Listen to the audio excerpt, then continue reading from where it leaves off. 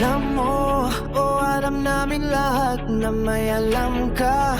Pero bakit parang kay dali mo lang tumalikod sa masa? Bawat decision mo, tao namin ang nagdusa. Mga Pilipinong namatay dahil sa kapalpakan at abuso. Nasaan ang puso mo? Tinabo mo ba sa dilim? Bawat buhay na nawala, sugat di kayang pahilumin. Naglaro ka sa kabiguan, di mo malang naisip na bawat mali mong galaw may libo-libong umiiyak sa ilalim. Hindi ka ba naawa sa mga taong nilubog ng bagyo?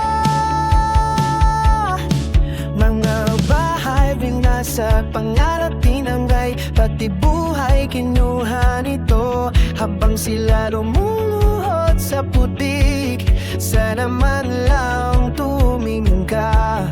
Pero tumalikod ka lang, nasaan ang puso at tawa? Nasaan ang konsensya mo? Naririnig mo ba ang sigaw naming todo? Alo ang katotohanan pero tinakpan mo. At hanggang ngayon, ramdam namin ang sakit na iniwan mo. Sana yung susunod na upo may puso at tapang yung may lakas ng loob. Hindi takot sa laban, leader na may malasakit. Hindi nagpapanggap lang, kayang iyawad ang bayan mula sa putik-kot, hirap na madla. Pagod na kami sa luha, sa sakit, sa kasinungaling yan. Pagod na sa leader na puro panlako pero walang laban.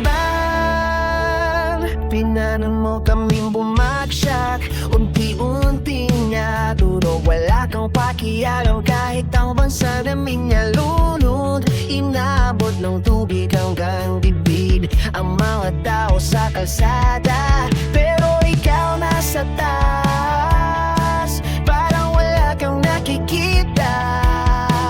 Ilang buhay pa bang kailangan nawala?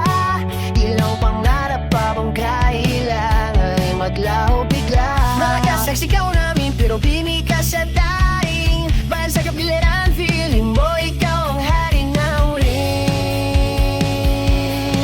History hindi alaloko, lahat yan nakatara. Kahit tabuhan mo pa, babalik sa'yo ang hustisya. Pwede mong iwasan ang sisi, pero di ang katotohanan. Dahil ang kasalanan bumabalik kahit gaano kalimlibing.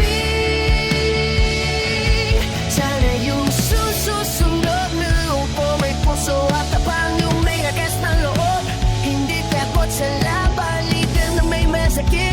Hindi nagkapanggap lang, kaya niyaw ng diyan mula sa putik-kot, hirap ng wala. Pagod na kami sa iyo, sa sakit, sa kasinungaling.